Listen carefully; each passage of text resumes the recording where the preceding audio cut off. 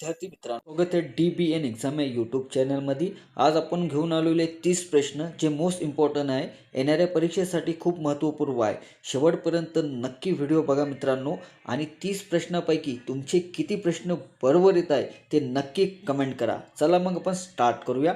पहिला क्वेश्चन आहे, दरवर्षी विज्ञान दिन केव्हा साजरा केला जातो? तर ऑप्शन आहे 28 फेब्रुवारी, 26 फेब्रुवारी, 29 फेब्रुवारी, 30 फेब्रुवारी. तर या प्रश्नाचे करेक्ट उत्तर ऑप्शन ए 28 फेब्रुवारी दरवर्षी विज्ञान दिन म्हणून साजरा केला जातो. इतर या प्रश्नाचे करेक्ट उत्तर ऑप्शन 1 आहे. मित्रांनो, तुम्हाला किती प्रश्न करेक्ट येत आहे हे नक्की कमेंट करायला विसरू नका. प्रश्न क्रमांक 2 आहे मित्रांनो, भारतीय सैन्याने अग्निवर्ष 2026 सराव कोठे आयोजित केलेला आहे? तर ऑप्शन आहे महाराष्ट्र, आसाम, गुजरात, राजस्थान. तर या प्रश्नाचे करेक्ट उत्तर ऑप्शन 4 राजस्थान. भारतीय सैन्याने अग्निवर्ष 2026 सराव हा राजस्थान येथे आयोजित करण्यात आलेला आहे. मित्रांनो, व्हिडिओ आवडत असेल तर नक्की लाईक करायला विसरू नका. प्रश्न क्रमांक 3 आहे, ओडिशा राज्याची राजधानी कोणती आहे? तर ऑप्शन आहे भुवनेश्वर, ओडिशा, राजस्थान यापैकी नाही. तर या प्रश्नाचे करेक्ट उत्तर मित्रांनो, तुम्हाला या प्रश्नाचे उत्तर येत असेल तर नक्की कमेंट करायला विसरू नका. प्रश्न क्रमांक 4 आहे, आंबा घाट हा कोणत्या मार्गावर लागतो? तर ऑप्शन आहे कोल्हापूर रत्नागिरी, मुंबई नाशिक, पुणे सातारा, कराड चिपळूण. तर या प्रश्नाचे करेक्ट उत्तर ऑप्शन 1 कोल्हापूर रत्नागिरी. कोल्हापूर रत्नागिरीमध्ये आंबा घाट हा मार्ग लागतो, त्यामुळे प्रश्नाचे करेक्ट उत्तर ऑप्शन 1 आहे. प्रश्न क्रमांक 5 आहे, मुळा, मुठा, घोडा, नीरा या नदीच्या उपनद्या कोणत्या आहे? तर ऑप्शन आहे कृष्णा, तापी, गोदावरी, भीमा. तर या प्रश्नाचे करेक्ट उत्तर ऑप्शन 4 भीमा नदी. मुळा, मुठा, घोडा, नीरा या नदीच्या उपनद्या भीमा आहे, त्यामुळे प्रश्नाचे करेक्ट उत्तर ऑप्शन क्रमांक 4 आहे. प्रश्न क्रमांक 6 आहे, वर्धा व वैनगंगेचा संयुक्त प्रभाव कोणत्या नावाने ओळखला जातो? तर ऑप्शन आहे प्राणहिता, मांजरा, इंद्रायणी, इंद्रावती. तर या प्रश्नाचे करेक्ट उत्तर ऑप्शन क्रमांक 1 आहे प्राणहिता. वर्धा व वैनगंगेचा संयुक्त प्रभाव हा प्राणहिता या नावाने ओळखला जातो. मित्रांनो, आतापर्यंत चॅनलला जॉईन झाला नसेल तर नक्की जॉईन करा. आणि तुम्हाला PDF पाहिजे असेल तर 1000 क्वेश्चन आहे आपल्याकडे मित्रांनो, 1000 प्लस क्वेश्चन आहे, PDF तुम्हाला मिळून जाईल.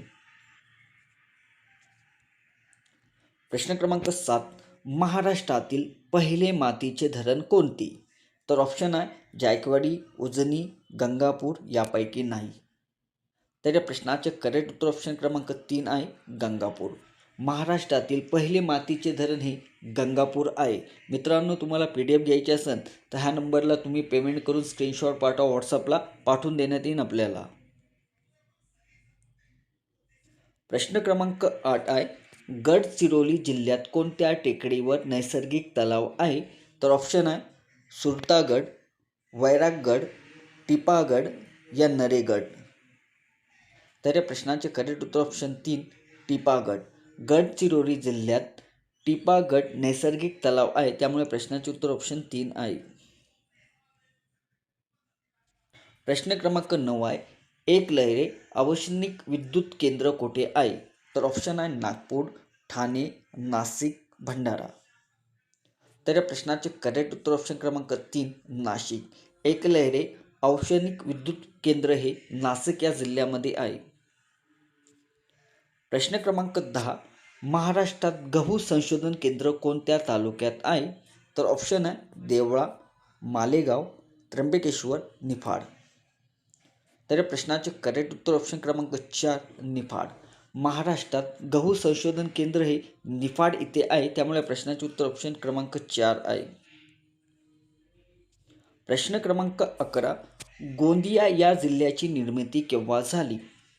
तर ऑप्शन आहे 1 मे 1999, 1 मे 1998, 1 मे 2021, 1 मे 2003. तर या प्रश्नाचे करेक्ट उत्तर ऑप्शन क्रमांक 1 आहे 1 मे 1999 गोंदिया या जिल्ह्याची निर्मिती झालेली आहे. त्यामुळे प्रश्नाचे उत्तर ऑप्शन क्रमांक 1 आहे. प्रश्न क्रमांक 12 आहे. खालीलपैकी कोणते अभयारण्य धुळे जिल्ह्यात आहे?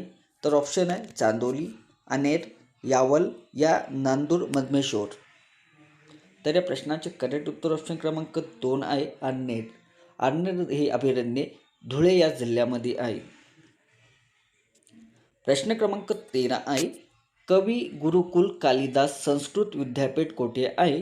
तर ऑप्शन आहे रामटेक, चंद्रपूर, वर्धा, पुणे. तर या प्रश्नाचे करेक्ट उत्तर ऑप्शन क्रमांक 1 आहे मित्रांनो, रामटेक हे नागपूर जिल्ह्यामध्ये आहे.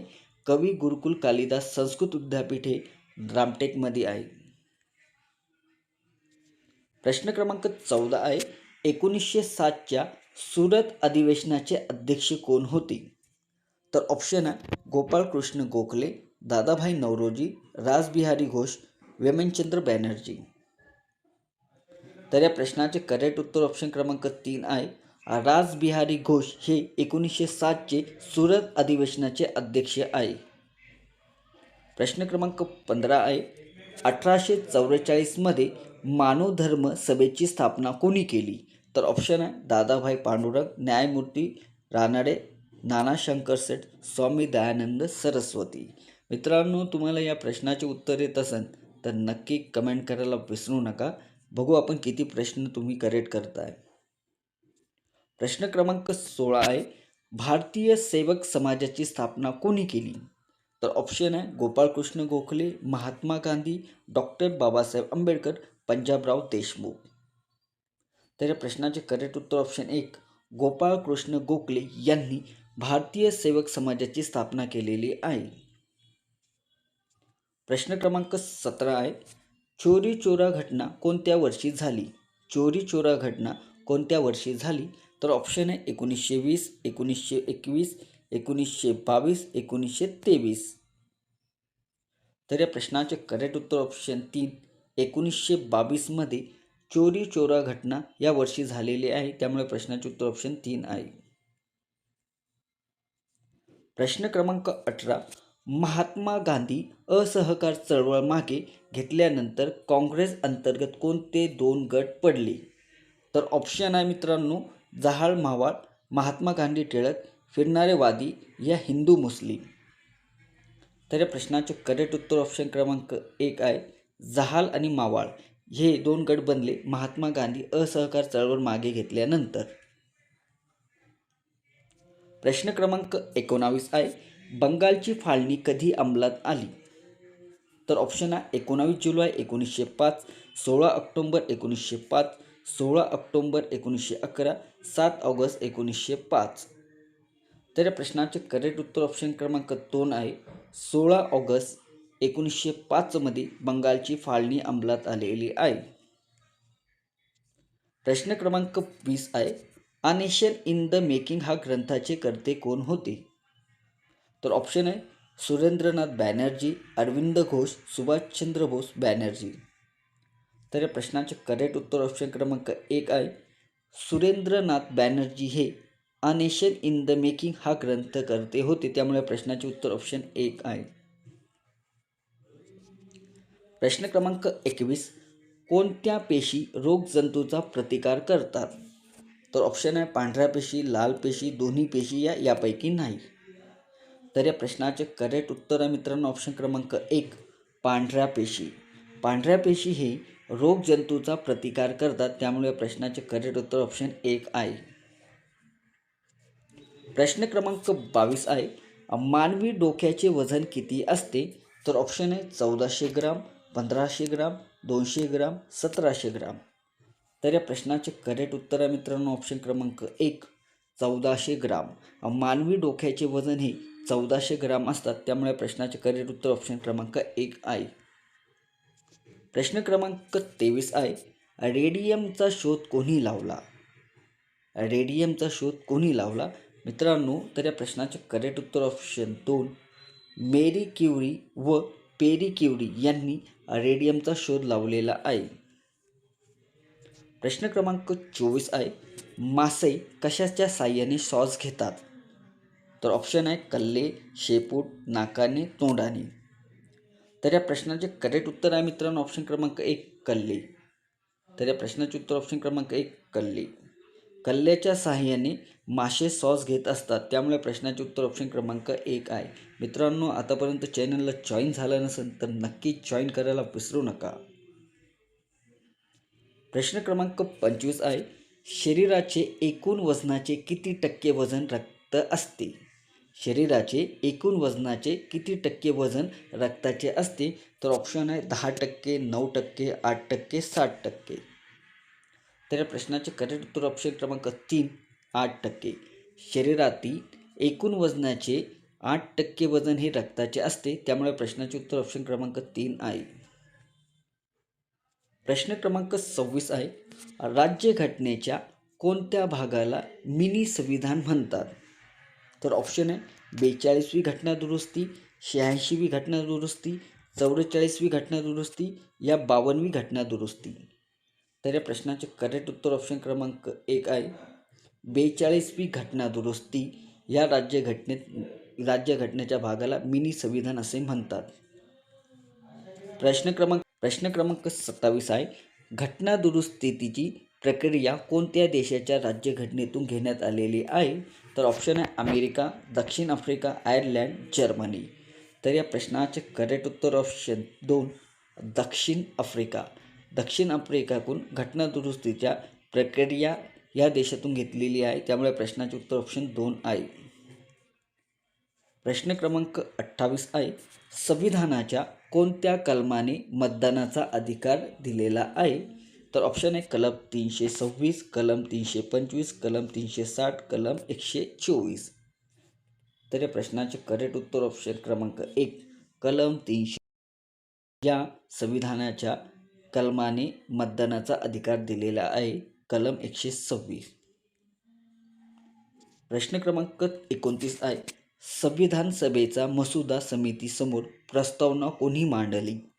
तर ऑप्शन आहे पंडित जवाहरलाल नेहरू, महात्मा गांधी, राजगोपालाचारी, रासबिहारी बोस. तर या प्रश्नाचे करेक्ट उत्तर ऑप्शन क्रमांक 1 पंडित जवाहरलाल नेहरू यांनी संविधान सभेच्या मसुदा समितीची समोर प्रस्तावना मांडलेली आहे, पंडित जवाहरलाल नेहरू यांनी.